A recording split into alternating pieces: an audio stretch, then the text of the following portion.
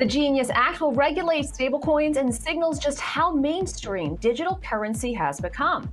So, has crypto moved from a tech trend to a powerful political force? I'm Veronica Dudo. Let's find out. This is In America Today from the Ticker News Studios in New York City. Cryptocurrency has officially stepped out of the shadows of finance and into the center of American politics. Congress is on track to pass multiple landmark bills to regulate stablecoins, digital currencies tied to the U.S. dollar, in what's being called the first major legislative victory for the crypto industry.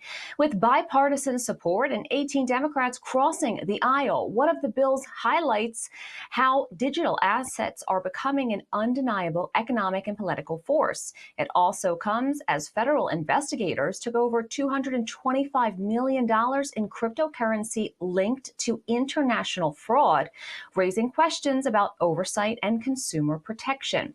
Here's SEC Chair Paul Atkins on why it's important not to have a central bank for cryptocurrency.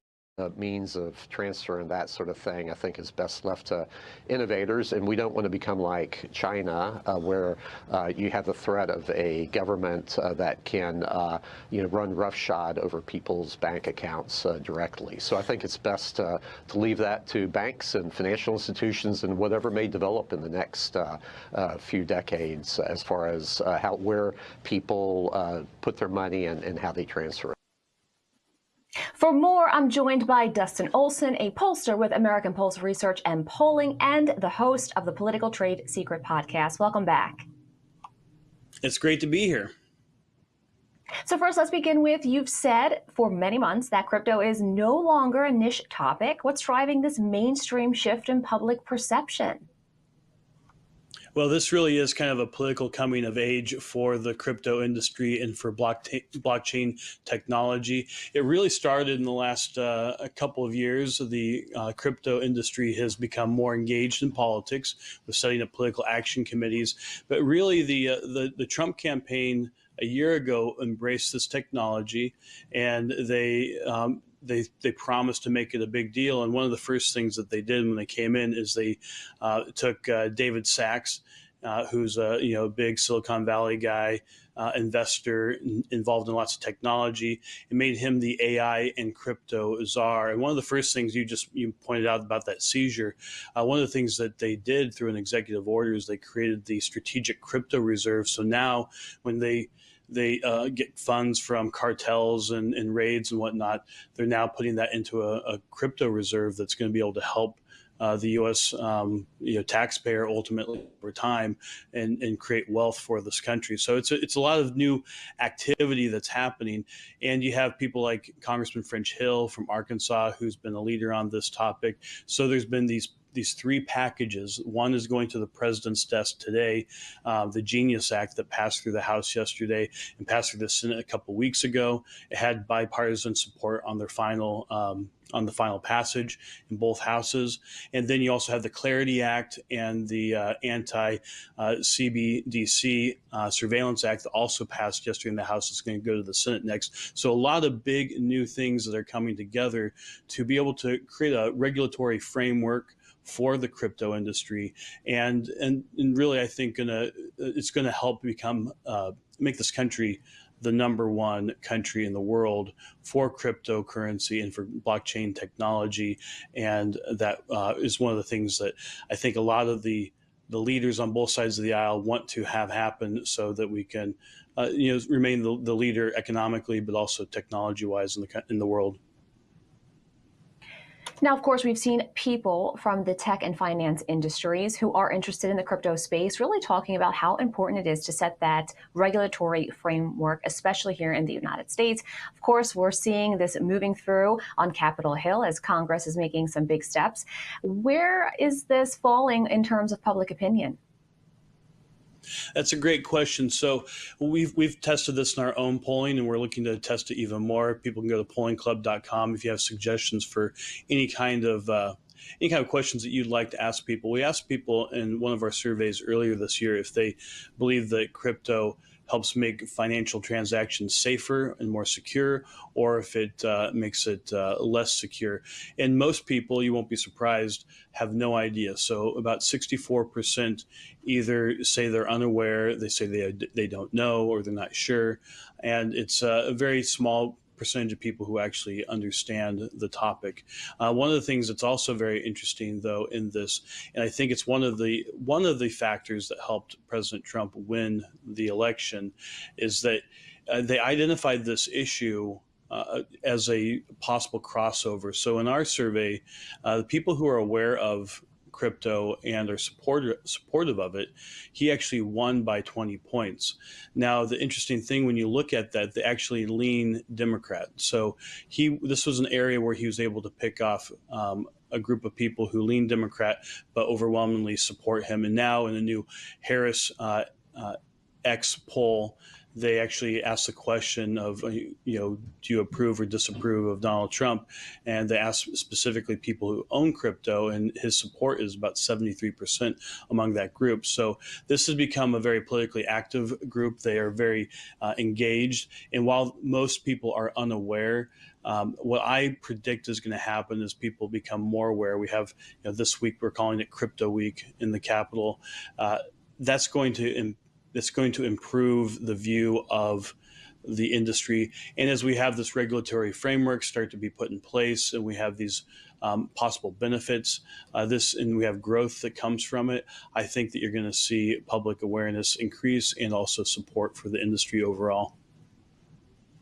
Now, we chatted about those who are aware versus those who are not just yet. But are younger voters still the primary demographic supporting crypto, or are you seeing a broader age spread? Yeah, that's a really excellent question. And one thing that, Veronica, I'd like to acknowledge you for, the fact that you're actually covering this. There's two divides that we see. We see a divide generationally, and we also see a divide in the kind of media that people consume. So if you are and we ask this question in most of our polls, if you are someone who gets a lot of your news from podcasts, internet shows, news influencers on social media, that sort of a thing, things like Ticker, you are likely pretty aware of crypto and blockchain. Now, if you are somebody who watches broadcast television or cable television, you are unlikely to know anything about that. And it's also generational. It's been interesting just this week with the Crypto Week activity on Capitol Hill happening, watching old anchors on cable TV completely unaware of any of this stuff. And they'll bring in younger people to talk about it and do the analysis on it. And it's just kind of funny to see that generational divide as well as the media divide that has happened there. So, people who own it are more likely to be younger. People who are older don't own it, and also view it as a bit of a threat, honestly, because they don't know what it is and they don't know what it means. And it's definitely, there's a generational divide and that media divide. Now, when we look back on the 2024 election, did voters show strong support for regulation, or is there still hesitation about government involvement? And has that changed? That's that's a good question. So, it's interesting that most of the desire for the regulatory framework is coming from the industry itself. Now, the viewers of this channel understand that with every industry, there's going to be different factions. So it's not any kind of 100% either way. There's different factions within the crypto world as far as what they want. But for the most part, I would say that the industry wanted to have a regulatory framework. They would like to know what the rules of the game are in the United States so they can play by those rules and they can win the game. And a lot of the crypto industry had started going overseas, and now we can bring it back here and it can be, an American-based industry. So I think generally people want to have the regulatory framework. Now, it also had become very important in the 2024 election. Donald Trump obviously embraced it.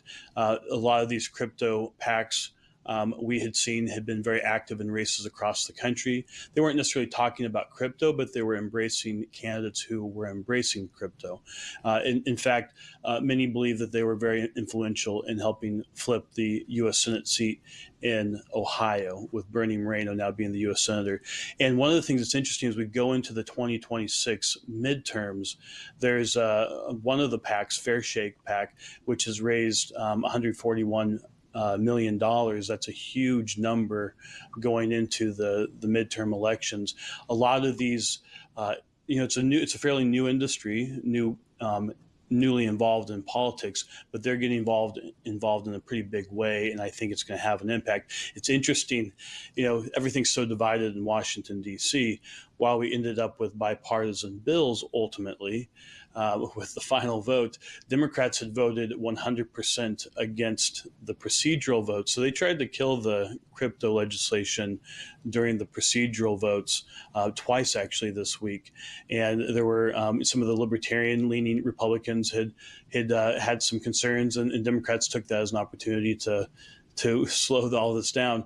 But then once it was a fait accompli that this was going to happen, we had huge votes, at least on the Clarity Act and on the Genius Act, where a lot of bipartisan support on the final vote. And my take on that as a political analyst is that they're looking at at least $150 million that's going to be put into races against people who have tried to block crypto in the country, and that could be a factor that determines the 2026 midterms. Right now, it looks in our polling, the generic ballot for Democrats and Republicans is pretty even, and the averages of polls, it's about 2% plus for Democrats, which traditionally usually means they lose the election.